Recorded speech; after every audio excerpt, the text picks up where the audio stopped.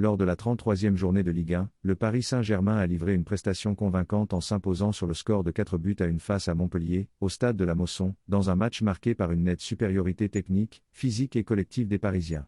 Dès le début de la rencontre, les hommes de Luis Enrique ont montré une forte emprise sur le ballon et une volonté claire d'étouffer leur adversaire par un pressing haut et une circulation rapide.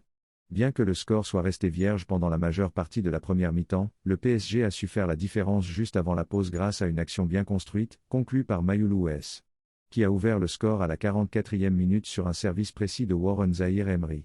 Ce premier but a couronné une domination parisienne constante, précédée de 2 avertissements infligés à Lucas Beraldo et Jordan Ferry, respectivement à la 39e et à la 42e minute, preuve de la tension croissante à mesure que le PSG prenait le dessus. En seconde période, les Parisiens ont accéléré le rythme et n'ont laissé aucune chance à leurs hôtes.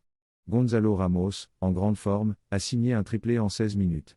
Il a d'abord inscrit le deuxième but parisien à la 49e minute à la suite d'une passe décisive d'Ily Mbaye, avant de transformer un pénalty sans trembler à la 59e minute, portant le score à 3-0. Quelques instants plus tard, alors que Montpellier tentait désespérément de réagir, Tanguy Koulibaly a redonné un semblant d'espoir aux supporters montpelliérains en réduisant l'écart à la 64e minute, sur une passe de Jordan Ferry, l'un des rares joueurs de Montpellier à montrer de l'engagement offensif.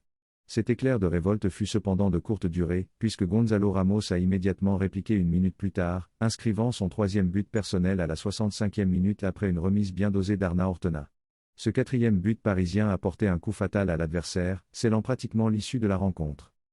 Malgré quelques ajustements tactiques opérés par Montpellier, comme l'entrée de Camara à la 60e minute ou celle de Ndolo Bi à la 67e pour tenter de redynamiser les couloirs, la machine parisienne est restée implacable, maintenant le contrôle total du jeu jusqu'à la fin du temps réglementaire.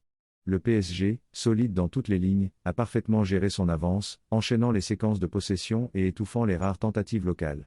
Cette victoire nette et sans contestation permet au club de la capitale de poursuivre sa marche en avant dans le sprint final du championnat, en affichant une puissance offensive retrouvée et une maîtrise collective impressionnante. De son côté, Montpellier, malgré quelques fulgurances individuelles, a souffert face à la supériorité parisienne et devra vite se ressaisir pour bien terminer sa saison.